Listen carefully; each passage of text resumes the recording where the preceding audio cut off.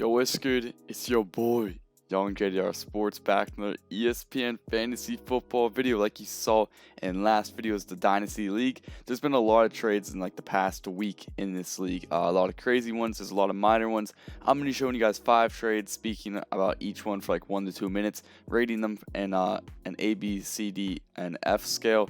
Alright, so let's go see these trades. Make sure you guys drop a like, subscribe if you're new, and comment which one is your favorite trade. But let's get into it. So the first trade we're going to be reviewing is Jonathan Taylor for Clyde Edwards-Helaire, and T. Higgins. I made the names anonymous so there's no bias. You know what I mean? You guys can you don't know whose is whose, so you guys can make your free thoughts in the comments. So T. Higgins and Clyde Edwards-Helaire, both were rookies last season for Jonathan Taylor. Obviously, the best player I see in this trade is Jonathan Taylor. When you're giving up 2 guys for him, I don't know. I hope that I know this team, but I'm going to say Jonathan Taylor, if you're trading that much for him, you better be strong on your running back. But Clyde Edwards-Helaire and T. Higgins, that's kind of high, but it is a Dynasty League. So I'm going to rate whoever got Jonathan Taylor, I'm going to rate it probably an B+, I'd say, a B+. Because it's Jonathan Taylor, you know what I mean? He could potentially even get better than what he did last season. The Colts are more of a running team, obviously. And then Clyde Edwards-Helaire and T. Higgins, I'm going to say an A to A-. I think it's pretty fair, honestly, though. I know this person likes Jonathan Taylor, so, you know what I'm saying? I'm not saying anything that's about who's your favorite team is, you know what I'm saying? I think that's what I personally get guys that I like, too, so you know what I'm saying? But I'm being completely fair in what I'm saying. So Clyde Edwards-Helaire and T. Higgins, I'm saying that's like an A, and then Jonathan Taylor, B+, but that's the trade number 1. This was probably the biggest trade we had, the most important, honestly. James Robinson, Patrick Mahomes, and Joe Burrow for Russell Wilson and Derrick Henry. Reminder, this is only a 1 QB Dynasty league, so there's not super flex, so 2 QBs do not really matter. I want to do super flex, but ESPN does not allow that setting after you do the draft. So James Robinson, obviously probably going to be the workhorse running back for this year. You know what I'm saying? This team also had ETN, so having ETN and Robinson, good to let one of them go, and I think Robinson was the right choice. Patrick Mahomes, you know what I'm saying, number 1 QB, and Joe Burrow was the number 1 overall selection last year in the draft. Tore his ACL, so you know we don't know really what his future is going to be like, but he also has really young wide receivers for Russell Wilson, Derrick Henry. I think this is a really pretty fair trade, honestly, for each team, looking at each team's roster, because I know each team's roster looks like. I think the team that got Derrick Henry is insane now with the running back core, but downgraded on QB to get Russell Wilson. But still, Russell Wilson is potentially a top 5 QB. He's really underrated every single year. They project him to be in the top 10, but honestly, he ends up near the top 5 every single year and does not get hurt. Same with Derrick Henry. So I think it's more of a risk to get Patrick Mahomes, Burrow, and Robinson, and it was a safer bet to get Henry and Wilson. But for the long run, definitely Patrick Mahomes, Robinson, and Joe Burrow wins this trade. Think about that. For the long run, and then couple years, 5 years, Robinson's still going to be in the NFL, Burrow's going to still be in the NFL, Mahomes will still be in the NFL. You know what I'm saying? Russell Wilson getting sort of old, not really though at all, and Derrick Henry, running backs don't last forever. So I think right now, honestly, Derrick Henry and Russell Wilson won this trade for the year and the next couple years, I think. So I'm going to give this Russell Wilson and Derrick Henry an A, and then the James Robinson, Patrick Mahomes, and Joe Burrow, I'm going to give it an A-, or maybe, no, I'll give it an A too. Maybe A-, because this is not a super flex, only 1 QB can start, alright? So A for Russell Wilson, Derrick Henry, and A- for Patrick Mahomes and Joe Burrow and Robinson, alright? That is our trade number 2. This was an interesting trade because the person who actually received Darren Waller has another tight end, Mark Andrews, on their team. If you guys probably are, you guys can really figure this out if you look at the last video, but I'm just keeping everyone anonymous so you guys don't just select who wins the trade. You guys can actually fairly select who wins the trade, alright? So Darren Waller for Dalvin Cook and Curtis Samuel. Personally, when I first see this trade, I'm like, whoa, Dalvin Cook. I'm not a Dalvin Cook. I'm serious. I'm like, Dalvin Cook gets hurt basically every single year. He cannot finish a season. I know people are like, it's Dalvin Cook though. He produced 1,500 yards or more last season.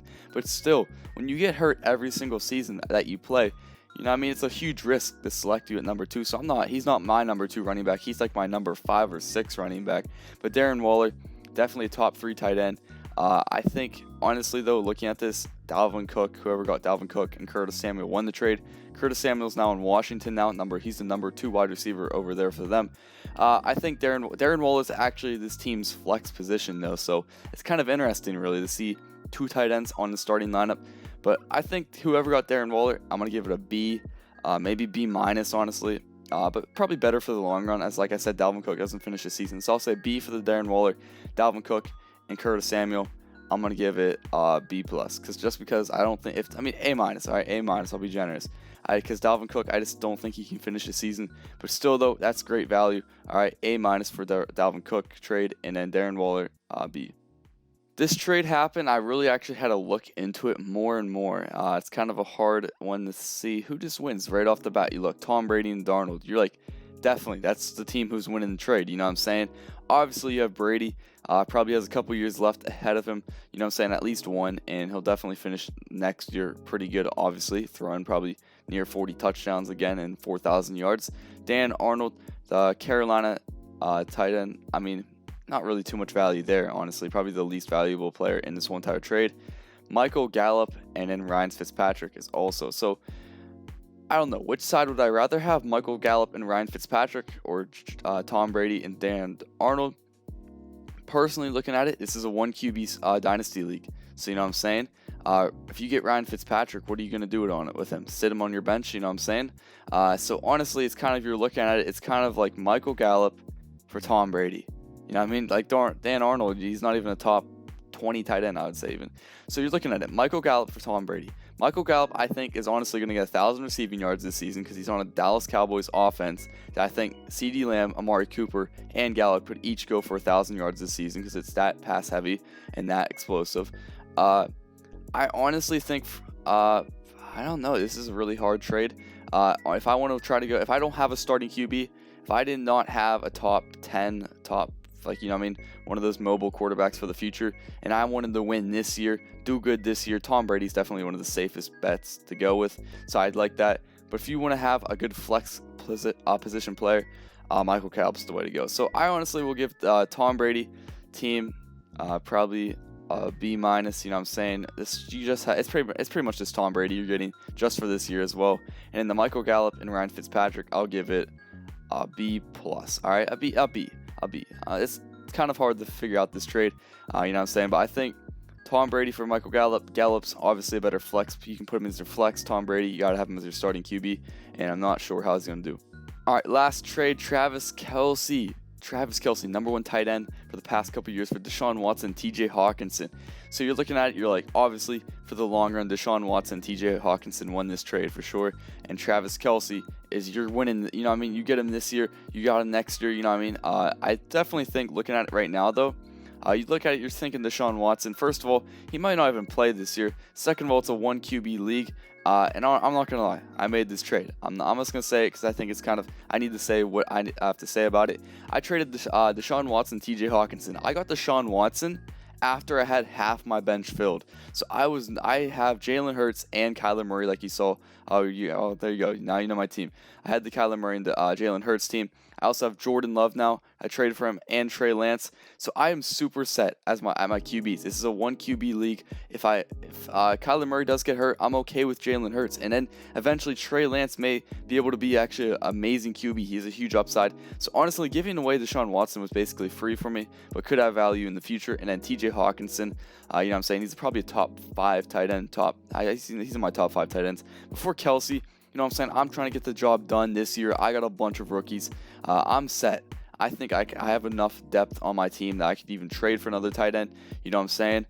So I am pretty good with this trade. I think I won the trade now, but in the next couple years, if Travis Kelce does go lower, but he's going to be with Mahomes the rest of his career.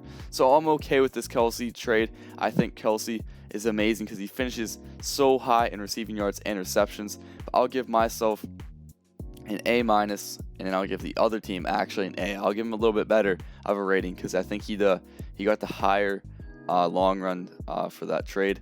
But I'm trying to think who I haven't traded this with, and I don't know what their QB situation is looking like. But I think Travis Kelce, definitely a QB1, so I have a tight end 1, so I'm super sold about that. And you can have Deshaun Watson as a QB1 and TJ Hawkinson as your starting tight end.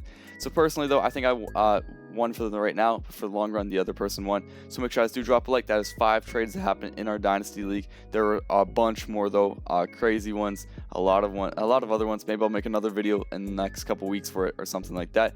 Make sure you guys drop a like, comment your favorite trade in here and who won, and subscribe if you're new, and subscribe to Young JDR. But until next time, your boy's out. Peace.